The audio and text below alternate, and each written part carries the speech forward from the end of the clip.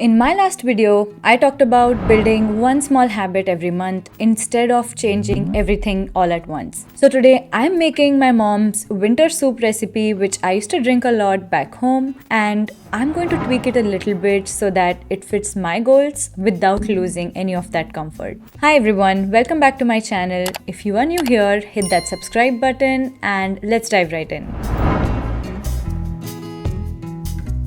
Okay, so this recipe is super simple. Dice your carrots and set them aside.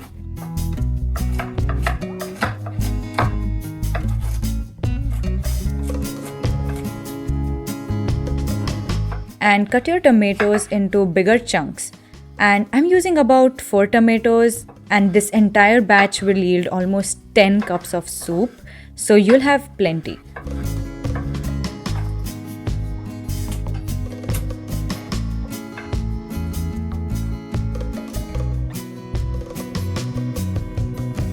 I've also got 1 onion that I've chopped, and I also chopped 4 to 5 garlic cloves, and that's it.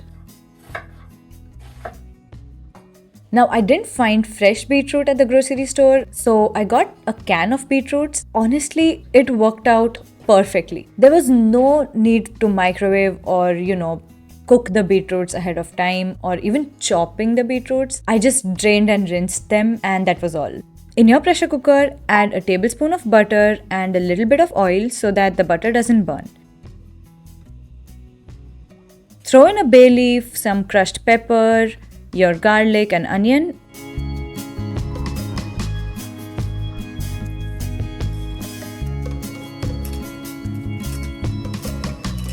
And add your grated ginger as well.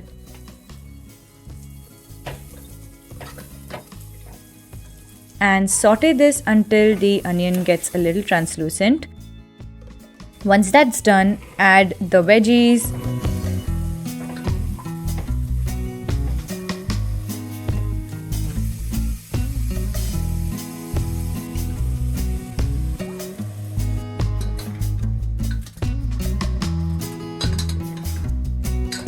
Add some salt.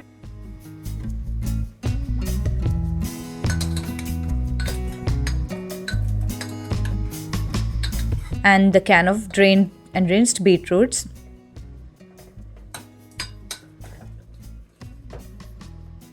A little more ginger on the top.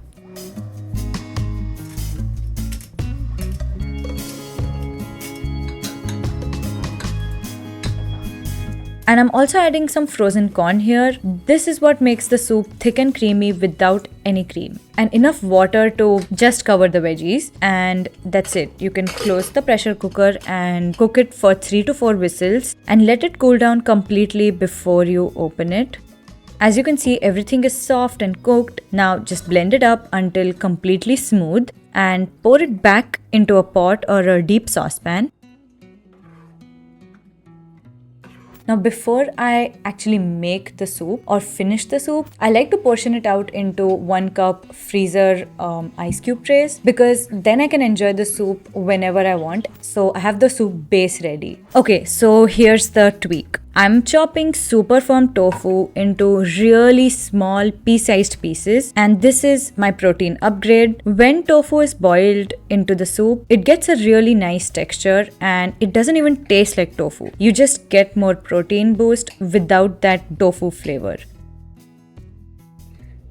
And this is something I've talked in another video in which I have talked about prepping tofu in different ways so that you're not able to taste the tofu part of it. So if you're interested in that video, I'll have it linked here. Then add more water to thin it out to the consistency I like. Add back the tofu pieces with some frozen peas and just simmer everything so that it comes together and all the flavors combine. And just taste it to adjust the salt and pepper to your liking.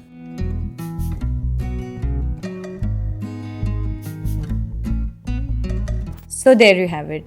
The same cozy soup that my mom makes, but with one little tweak. And this is what building sustainable food habits is all about. You don't have to choose between your goals and your comfort food, but you can tweak your comfort food a little bit to fit your goals so that you feel your best. and you can build those sustainable habits. If you missed my last video about building one sustainable habit at a time, I'll make sure to link that down below so you can go check it out. And if you enjoyed this video, make sure to hit that like and subscribe button, and I will see you in the next one. Bye bye.